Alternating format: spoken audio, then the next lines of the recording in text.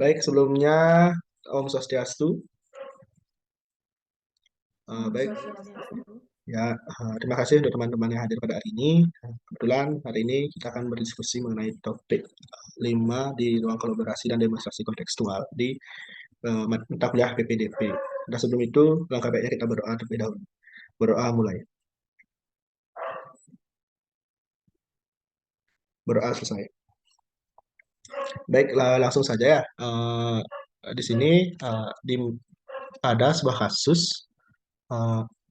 Yang pertama, nah, saat ini adalah permulaan tahun ajaran baru. Ada Anda adalah seorang wali kelas 4 SD yang memiliki anak didik usia 10 tahun bernama Diana. Wali kelas 3-nya mengeluhkan Diamika bersekolah Diana kepada Anda. Guru wali kelas tersebut mengatakan nilainya jauh tertinggal dari teman-teman lainnya di kelas. Diana juga kurang baik dalam mengerjakan pekerjaan rumah, misalnya masa pembelajaran jarak jauh kemarin. Bahkan pihak wali kelas mengatakan bahwa ia khawatir dengan tuntutan yang semakin tinggi di kelas 4 di pelajaran IPA, bahasa, dan IPS yang membutuhkan banyak bacaan. Diana yang seringkali tidak menyelesaikan tugas-tugas yang diberikan dan ulangannya menunjukkan nilai buruk. Namun demikian, ketika materi tugas dan ulangan tersebut diulangi secara lisan dan individual, Diana dapat menjawabnya. Nah, berdasarkan dari pembelajaran yang ada, kira-kira dari kalian semua, bagaimanakah cara melakukan asesmen terhadap Diana tersebut? Mungkin teman-teman ada yang bisa memberikan tanggapan atau solusinya atau jawabannya. Siapa yang kira-kira bisa? Boleh kita berdiskusi di sini. Oh. Ya, silakan Dewa Ayu. Baik, mohon izin untuk menjawab berdasarkan pada kasus Diana tersebut. Diketahui bahwa Diana masih belum bisa membaca, walaupun dia sudah kelas 4 SD. Maka diperlukan pendekatan khusus oleh guru dan perlunya pendampingan orang tua. Karena Diana belum mampu mengekspresikan pengetahuannya dengan baik. Guru harus selalu berkoordinasi dengan orang tua Diana, agar sama-sama mengetahui perkembangan dari Diana dan sama-sama mencari solusi atas permasalahan yang dimiliki. Nah, dari pernyataan atau kasus yang ada, yaitu Diana juga kurang baik dalam mengerjakan pekerjaan rumahnya selama pembelajaran jarak jauh kemarin. Maka dapat diketahui bahwa kurangnya pendampingan orang tua selama masa pembelajaran jarak jauh. Sebagai siswa sekolah dasar kelas 4 SD, pada saat pembelajaran daring tentunya identik dengan arahan dan pengawasan dari orang tua. Karena terkadang siswa kelas 4 SD belum memiliki perangkat pembelajaran yang memadai, seperti laptop atau HP secara pribadi. Kebanyakan masih memiliki perangkat pembelajaran bersama dengan orang tua. Maka guru harus melakukan pendekatan juga kepada orang tua Diana agar dapat ikut mengawasi Diana pada saat pembelajaran jarak jauh, terlebih saat mengumpulkan tugas-tugas. Guru dan orang tua dapat membuat janji untuk bertemu, kapan dapat mengumpulkan tugas yang diberikan, sehingga Diana dapat menyelesaikan tanggung jawabnya membuat tugas yang diberikan oleh guru di sekolah. Sekian jawaban dari saya. Mungkin yang lain juga ada yang ingin menambahkan. Baik, terima kasih jawabannya Dewa Ayu. Sangat sangat membantu sekali. Mungkin ada yang lain, ada yang ingin menambahkan lagi, ya kira-kira yang lebih melengkapi lagi. Ayo, yang bisa boleh tambahkan tentang kasus Diana yang sudah saya bacakan tadi. Baik, Kak Mahendra, izin Ya. menambahkan mengenai soal nomor 1. Ya, benar sekali kata Dewa Ayu. Sebagai seorang guru, perlu sekali untuk memilah-milih profil belajar apa yang tepat untuk setiap siswa berdasarkan gaya belajarnya. Dengan demikian, proses pembelajaran dapat dirancang sedemikian rupa sehingga siswa dengan masing-masing gaya belajar yang dimilikinya dapat belajar dengan baik. Untuk mengetahui gaya belajar masing-masing siswa, guru dapat melakukan tes diagnostik non-kognitif atau dengan observasi dan wawancara. Dari deskripsi yang diberikan, gaya belajar Diana itu adalah gaya belajar auditori, di mana Diana lebih mudah memahami apabila diberikan materi tugas dan ulangan yang diulangi secara lisan dan individual. Artinya, penyampaian materi pembelajaran tidak cukup hanya sekali, melainkan harus diulang secara individu supaya Diana bisa memahami lebih baik mengenai materi yang diajarkan oleh guru. Diana memiliki gaya belajar auditori, di mana Diana bisa memahami materi yang diajarkan secara lisan. Gaya belajar auditori adalah tipe belajar yang mengedepankan indera pendengaran. Maka gaya belajar ini dilakukan dengan mendengarkan sesuatu, bisa dengan mendengarkan kaset audio atau dengan ceramah. diskusi, debat, dan instruksi. Nah, maka dari itu guru atau wali kelas Diana dapat menyampaikan materi melalui video interaktif, podcast, atau sebagainya. Guru juga dapat menggunakan metode diskusi dalam pembelajaran. Ini akan sangat memudahkan bagi Diana yang memiliki gaya belajar auditori dalam menerima materi pembelajaran. Sekian dari saya, terima kasih. Baik, jawabannya juga bagus sekali dari Chandra. Mungkin ada yang lain lagi yang ingin menambahkan, dipersilakan. Nanti kita sering sharing-sharing di sini untuk melengkapi jawaban dari kasus yang sudah saya bacakan.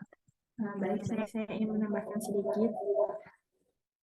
Saya ingin menambahkan bagaimana cara melakukan asesmen terhadap Diana, yaitu checking up, yang berguna dalam mengecek suatu pencapaian dan kemampuan dari peserta didik dalam proses belajar dan kekurangan-kekurangan dari peserta didik saat mengikuti proses pembelajaran. Dengan kata lain, dalam hal ini guru sangat penting dalam melaksanakan penilaian sehingga mengetahui bagian mana dari materi yang telah dikuasai peserta didik dan bagian dari materi yang belum dikuasai. Kemudian finding out dengan mencari, menemukan, dan mendeteksi kekurangan, kesalahan, atau kelemahan dari peserta didik dalam proses belajar sehingga guru dapat tanggap dalam mencari alternatif untuk menyelesaikannya. Terima kasih. Baik, dari Yulia juga sudah menambahkan, juga sangat bagus sekali. Mungkin dari apa yang kalian sampaikan, mungkin bisa saya simpulkan ya tentang kasus yang tadi saya dari Diana tersebut tentang asesmen itu. Baik, kesimpulannya mungkin dari saya yaitu yang pertama, kira-kira kita itu melakukan suatu asesmen diagnostik kognitif dan non kognitif untuk mengetahui kompetensi awal dari karakteristik Diana. Hasil asesmen awal dan digunakan oleh guru untuk menentukan strategi pembelajaran yang tepat, khususnya untuk kasus Diana yang mengalami ketertinggalan pembelajaran. Ada yang kedua itu dari yang kalian sudah tambahkan juga saya dapat simpulkan memberikan konten materi sesuai dengan gaya belajar Diana, yaitu auditory. Seperti yang sudah dijelaskan tadi, guru bisa memberikan media audio seperti video pembelajaran yang disesuaikan yang diberisikan audionya, kaset audio sehingga Diana bisa mendengarkan materi melalui video.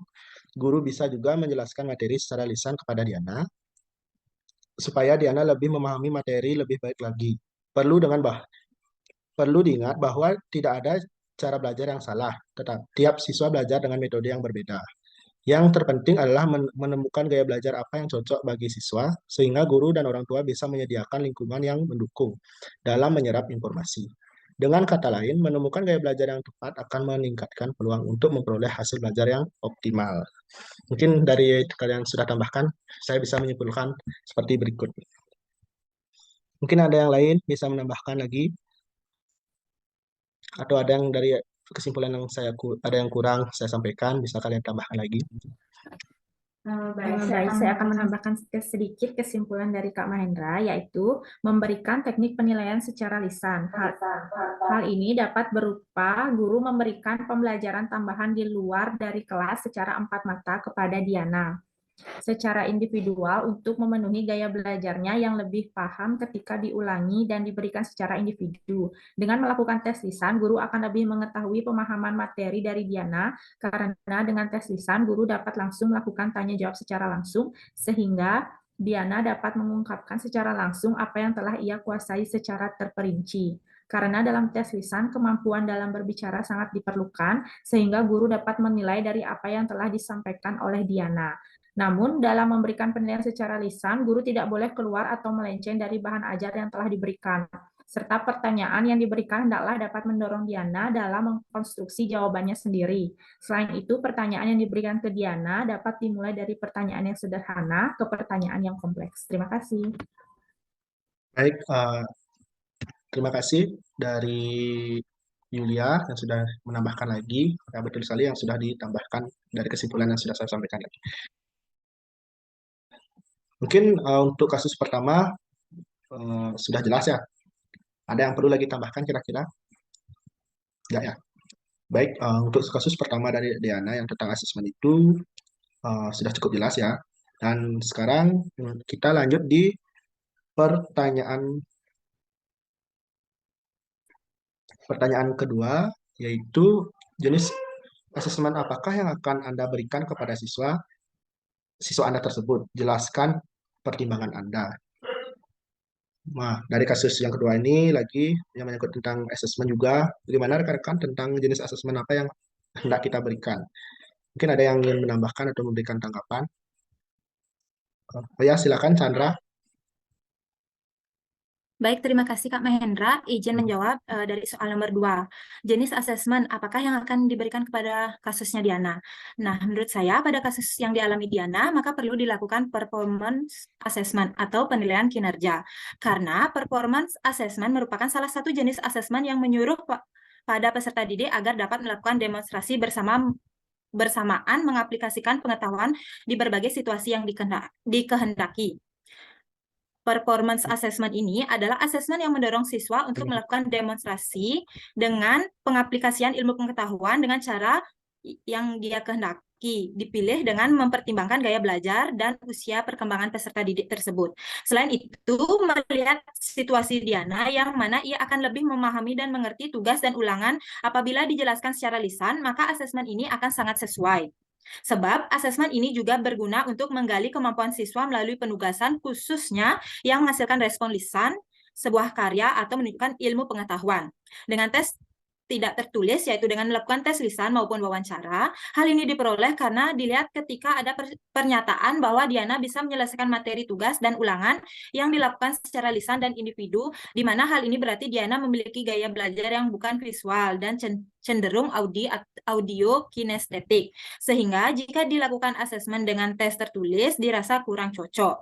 Selain itu, dapat dilihat Diana kurang memiliki kemampuan literasi, namun dapat berkomunikasi baik secara asesmen yang dapat dilakukan adalah dengan tes secara lisan atau wawancara, baik pada tugasnya ataupun pada ulangan. Hal ini dilakukan untuk memfasilitasi Diana dengan salah satunya pembelajaran dan asesmen yang berdiferensiasi sesuai kemampuan peserta didik. Sekian dari saya, terima kasih. Baik, benar sekali jawaban dari Chandra juga. Saya di sini melihat kata kuncinya seperti performance assessment ini juga sangat bagus sekali karena di mana siswa ini didorong untuk melakukan demonstrasi bersamaan dengan pengaplikasiannya. Ilmu pengetahuan dengan cara yang ia sukai atau kendaki. Selain itu juga mempertimbangkan gaya belajar dan usia dari perkembangan peserta didik tersebut. Ya mungkin dari jawaban tersebut sudah mengacu pada asesmen yang kita akan berikan kepada yang nantinya akan kita berikan kepada kasus Diana tersebut atau siswa nanti. Mungkin itu dari jawaban Chandra ya sudah bagus, sudah ya bisa nanti kita tambahkan. Untuk selanjutnya kita langsung saja yang di tentang yang bagian 3 itu kesimpulan apa yang Anda dapat tarik dari asesmen yang Anda desain dan lakukan tersebut. Nah, kita yang ketiga ini juga menyimpulkan tentang apa yang Anda dapat tarik dari asesmen yang sudah didesain dan dilakukan tersebut. Ya, bagaimana mungkin dari rekan-rekan? Mungkin ada yang bisa menanggapi atau memberikan jawaban. Ya, silakan Dewayu. Baik, terima kasih atas waktunya. Nah, kesimpulan yang dapat ditarik dari asesmen yang didesain pada kasus Diana, apa yang dilakukan, yaitu berdasarkan penjelasan yang telah dijelaskan kasus Diana, menunjukkan bahwa karakteristik dan kebutuhan peserta didik, baik itu profil belajar kesiapan maupun minat peserta didik itu berbeda-beda dalam setiap kelas.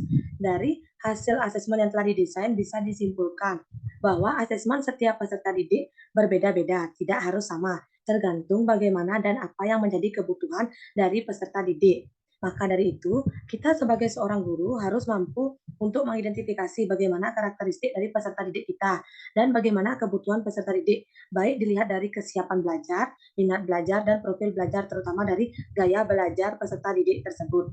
Hal ini bertujuan guna menciptakan pembelajaran dan asesmen yang efektif. Maka dari itu, kami secara berkelompok telah menentukan cara pertama yang harus dilakukan adalah dengan melakukan diagnostik awal yang bertujuan untuk mengidentifikasi kemampuan dan kompetensi awal yang dimiliki oleh Diana.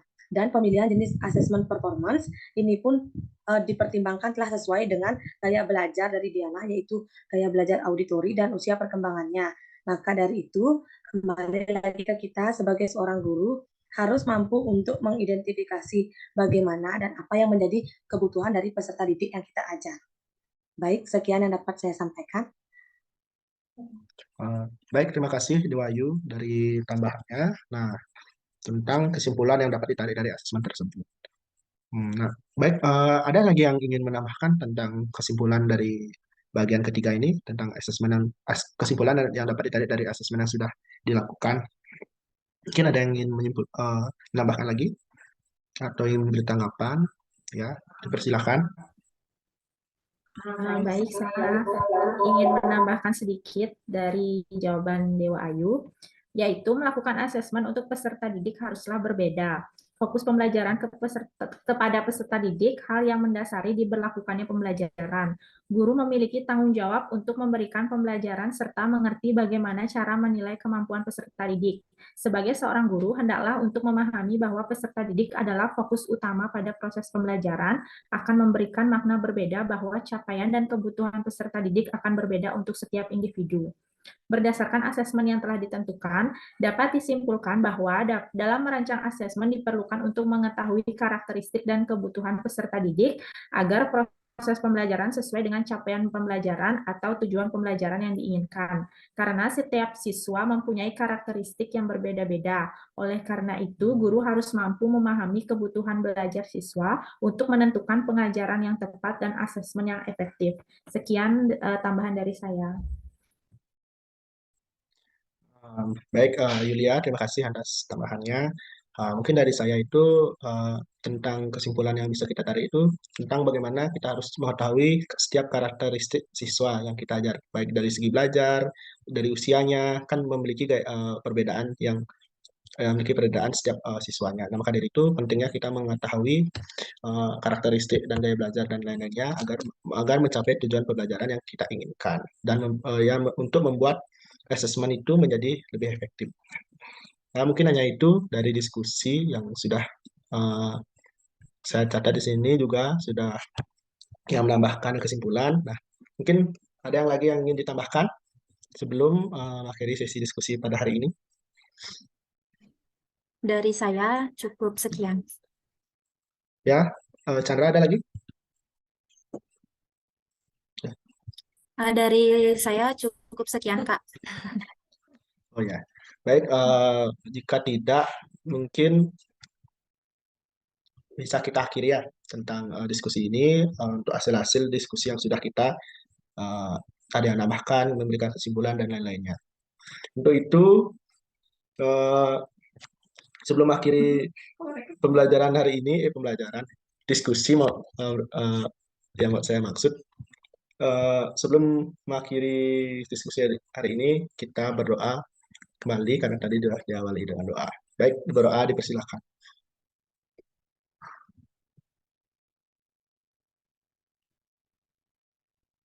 Baik, berdoa dapat diakhiri. Akhir kata saya tutup dengan Parama Santi. Om Santi Santi Santi Om. Om Santi, Santi, Santi. Baik, terima kasih semuanya bisa live dari Vicon hari ini.